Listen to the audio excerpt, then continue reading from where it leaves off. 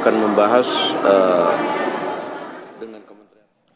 Pemirsa, ratusan siswa gagal mendaftar SNBP 2025 karena sekolah lalai merampungkan PDSS. Kita akan membahas hal ini pemirsa bersama Doni Kusuma, pemerhati pendidikan, dan lalu Hadrian Irvani, Wakil Ketua Komisi 10 DPR dari fraksi PKB. Selamat malam, Bapak-Bapak. Selamat malam, Mas. Baik, saya mau ke Pak Lalu terlebih dahulu di Komisi 10. Pak Lalu, kalau kita dengarkan tadi sebelumnya Pak Wakil Ketua DPR Suphi Dasko Ahmad mengatakan akan memanggil pihak terkait, dalam hal ini Kemendikdasmen, untuk beraudiensi mengenai hal ini. Seperti apa sejauh ini update-nya? Apakah akan segera dipanggil atau seperti apa, Pak Lalu? Ya, baik, terima kasih, Mas. Jadi insya Allah hari Senin kami akan mengundang Kemdikdasmen, kemudian Kemdikdiksaintek untuk membahas persoalan SNBP ini. Karena kami tidak menginginkan harapan siswa-siswi kita terkubur hanya gara-gara persoalan teknis. Nah, ini persoalan teknis ini kan harusnya bisa teratasi dengan cara sosialisasi terlebih dahulu agar tidak terjadi kekisruhan seperti ini. Seperti itu, Mas. Baik, pertemuannya direncanakan hari Senin, begitu ya? Apakah sudah ada rencana apa-apa saja yang kemudian akan digali dari pihak Kementerian Pendidikan Dasar dan juga pihak terkait lainnya berkaitan dengan kegaduhan ini, Pak Lalu? Ya, tentu banyak hal yang akan kami pertanyakan. Pertama tentang kenapa bisa terjadi sampai dengan kegagalan mendaftar dan sebagainya. Kemudian persoalan-persoalan yang terjadi seperti apa di lapangan, apakah tidak dilaksanakan sosialisasi, kemudian apakah koordinasi dengan pemerintah daerah sebagai pembina pendidikan, yaitu Dinas Pendidikan di tingkat provinsi, dalam hal ini apakah itu sudah dilakukan atau tidak. Nah, sehingga ke depan kita akan evaluasi apakah sistem ini bisa lebih baik untuk dilakukan ke depannya atau memang memiliki kelemahan-kelemahan. Nah, tentu kita akan petakan masalah ini untuk kemudian kita mencari solusi bersama agar hal-hal seperti ini tidak terulang lagi. Karena ini sungguh sangat mengkhawatirkan, terutama bagi siswa-siswi kita yang akan melanjutkan ke jenjang pendidikan yang lebih tinggi. Harapan dan cita-cita mereka tidak boleh terkubur oleh faktor-faktor teknis maupun non-teknis seperti ini. Harusnya ini bisa diantisipasi lebih awal.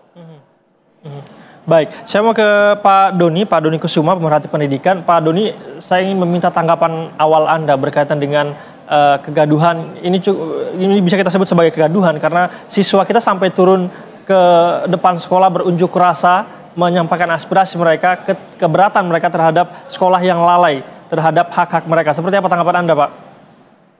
Iya, sebenarnya ini kan termasuk hasil dari proses pendidikan ya, karena setiap anak kan juga punya hak untuk menyuarakan pendapatnya, kebebasan berekspresi, dan tentu saja ini sebuah kritik ya terhadap sistem pendidikan kita, terhadap praktik-praktik yang ada di sekolah kita, terutama yang tentu saja yang bersikap tidak adil akhirnya merugikan peserta didik. Tetapi secara umum ini memang sangat memprihatinkan meskipun sebelum-sebelumnya juga mungkin ada terjadi, itu tidak banyak. Tetapi kali ini tampaknya terjadinya banyak ya, di banyak tempat juga. Artinya perlu ada kajian-kajian yang serius dari Kementerian Pendidikan Dasar Menengah, Kemendikdiksaintek, dan juga mungkin kalau Komisi 10 ingin mengulik lagi lebih dalam, itu saya rasa memang sangat penting. Karena begini Mas, menurut saya itu ada 5 masalah sebenarnya yang harus kita perhatikan. Pertama, seringkali ada kelalaian manusia, itu bisa saja. Lalu yang kedua, seperti kata Pak Lalu tadi, itu teknis. Teknis itu ada 4 poin. Pertama, kelelahan dari operator, karena teknisnya terlalu banyak detail ngisi raport, lalu kemudian jaringan internet itu bisa tidak tersedia atau agak tidak bagus sehingga untuk nguploadnya gagal. Lalu kemudian servernya dari SNBMPTN-nya sendiri yang bermasalah karena pada detik-detik terakhir biasanya kan semua sibuk ngupload sehingga ada gagal server. Lalu yang terakhir, apakah ada alternatif kalau tidak ada jaringan? Lalu yang ketiga, sistem sosialisasi seperti kata Pak Lalu tadi. Apakah sudah ada sosialisasi yang baik sehingga dari kepala daerah, kepala dinas, kepala sekolah, lalu kemudian orang tua dan siswa itu sama-sama mengawal bersama-sama. Dan itu hanya bisa muncul kalau ada proses sosialisasi yang baik. Lalu yang keempat ada regulasinya. Di sini yang menjadi masalah menurut saya regulasinya masih lama. Masih Permendikbudristek yang didesain Mas Nadiem dan itu kuotanya itu 20% untuk jalur undangan. Atau jalur prestasi ya, ini menurut saya masih terlalu banyak. Lalu yang terakhir, kalau misalkan ada masalah, bagaimana mitigasi sistemnya, antisipasinya seperti apa, dan saya berharap mitigasi bencananya, mitigasi untuk persoalan ini lebih memprioritaskan kepentingan peserta didik. Jadi kalau memang ini ada kesalahan teknis atau bahkan kalau kelalaian manusia pun, kita memprioritaskan kepada anak-anak ini yang masa depannya sedang kita bantu untuk bertumbuh sekarang. Maka jangan kita terlalu kaku pada peraturan, kan peraturan dibuat untuk kita, itu kan demi untuk anak-anak kita peraturan itu kan. Jadi fokusnya ada di situ, Mas. Jadi 5 poin itu memang harus menjadi bagian penting. Baik, ada 5 poin catatan dari Pak Doni. Semoga Pak Lalu juga ini bisa mendengarkan begitu ya aspirasinya, dan kita harapkan bisa disampaikan juga nanti pada saat pertemuan di hari Senin nanti. Pak Lalu, kalau kita dengarkan tadi pernyataan dari teman-teman kita ya di SMKN 2 Solo begitu, mereka mengatakan salah satu alasannya adalah keterlambatan pendataan begitu. Yang keterlambatan pendataan ini juga diakibatkan oleh adanya gangguan sistem. Jadi kita masih terkendala dengan masalah infrastruktur pendidikan kita hari-hari ini. Tapi seperti apa sih sejauh ini kondisi infrastruktur pendidikan kita? Presiden Prabowo Subianto berulang kali kita akan menuju Indonesia Emas 2045. Tapi dengan kondisi seperti ini, apa kita masih optimis untuk menuju ke sana dengan kualitas pendidikan kita dengan fasilitas yang masih belum memadai? Ya tentu optimisme itu harus kita laksanakan dengan baik kan. Kemudian yang terjadi hari ini memang pemerataan sarana dan prasarana pendidikan kita di seluruh tanah air ini kan masih jauh dari harapan. Nah sebenarnya kami di Komisi 10 itu terus mendorong kepada pemerintah dalam hal ini Dikdasmen maupun Dikdisayintek agar mandatory spending 20% APBN maupun APBD itu benar-benar tertuju kepada pendidikan. Nah ternyata hari ini kan tidak seperti itu pelaksanaannya. Bahkan hari ini hanya sekitar 12-13% mandatory spending itu yang diarahkan ke pendidikan. Nah ini yang sangat kami sesalkan sebenarnya, tetapi ke depan ini tidak boleh terjadi lagi. Pemerataan sarana prasarana seperti yang dialami hari ini dampaknya kan begitu sungguh luar biasa dan merugikan siswa-siswi kita. Oleh sebab itu, ke depan mudah-mudahan nanti kami pada saat rapat dengan Dikdasmen maupun Dikdisayintek, tentu ini menjadi persoalan yang akan kami tanyakan. Kemudian kami akan mendiskusikan terkait dengan solusi dan alternatif-alternatif jika kebijakan ini tidak layak lagi untuk diterapkan. Nah, tadi saya sepakat dengan Pak Doni bahwa memang kebijakan ini rumusannya atau formulanya kan menggunakan kebijakan kementerian yang sebelumnya. Nah, memang ini belum sempat kami bahas antara Komisi 10 dengan Dikdasmen dan Dikdisayintek kemarin, belum sempat kami bahas tentang formula ini. Nah, dengan munculnya persoalan ini, maka tentu menjadi evaluasi kita bersama apakah ini akan terus dilanjutkan atau persentasenya kita kurangi atau kita tiadakan sama sekali, mengganti dengan formula yang baru, yang lebih fleksibel, yang lebih efisien dan tidak rumit. Karena memang semua sekolah kita hari ini kan menyiapkan operator. Nah operator-operator ini kan pengetahuan digitalisasinya tidak sama.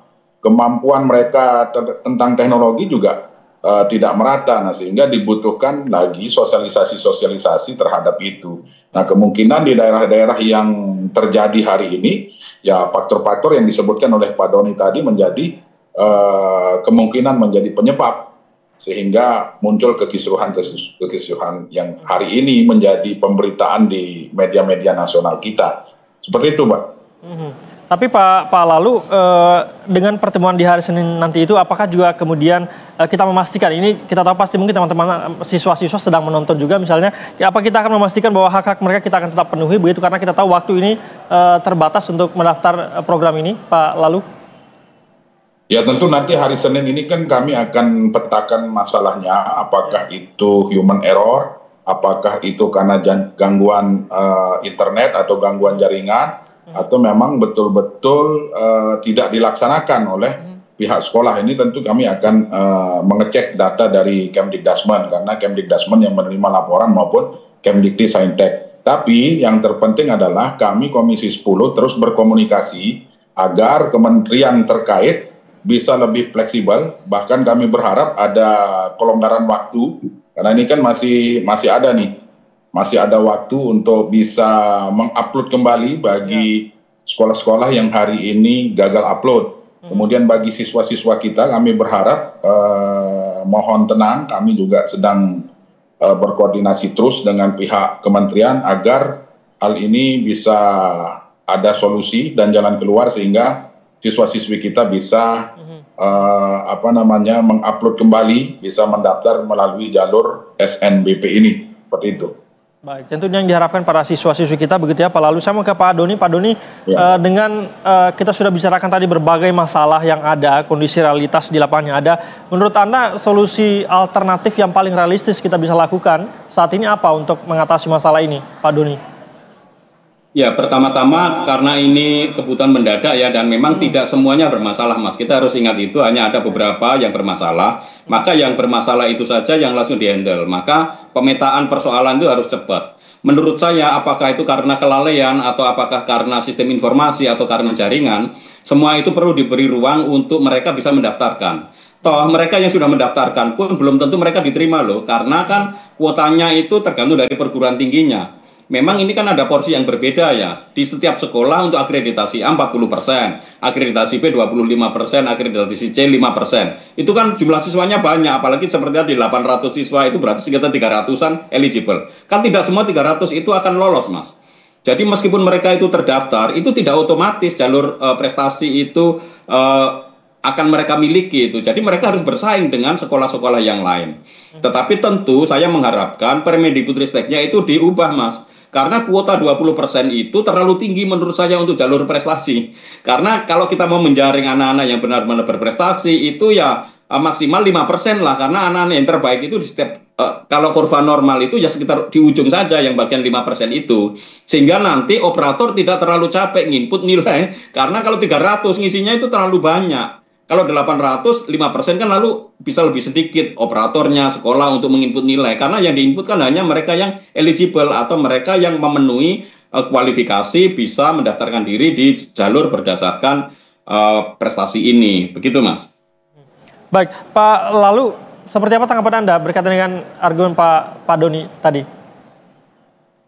Ya, yang disampaikan Pak Doni memang benar menjadi hal yang perlu dipertimbangkan juga oleh pemerintah saat ini. Ya, tentu kami di Komisi 10 juga sepakat dengan hal itu dan terus untuk mengkomunikasikan agar hal ini bisa terselesaikan dengan cepat. Seperti itu, Mas. Baik, tentu kita harapkan pertemuan hari Senin nanti ini bisa menjadi ada titik terang begitu ya, agar para siswa-siswi kita juga bisa segera mendapatkan jawaban atas keresahan mereka, karena ini cukup menjadi masalah. Terima kasih telah bergabung bersama kami Pak Doni Kusuma, pemerhati pendidikan, dan juga Pak Lalu Hadrian Irfan, Wakil Ketua Komisi 10 DPR dari fraksi PKB. Salam sehat, selamat malam. Selamat malam, terima kasih Pak Lalu. Pemirsa, usai jeda kami akan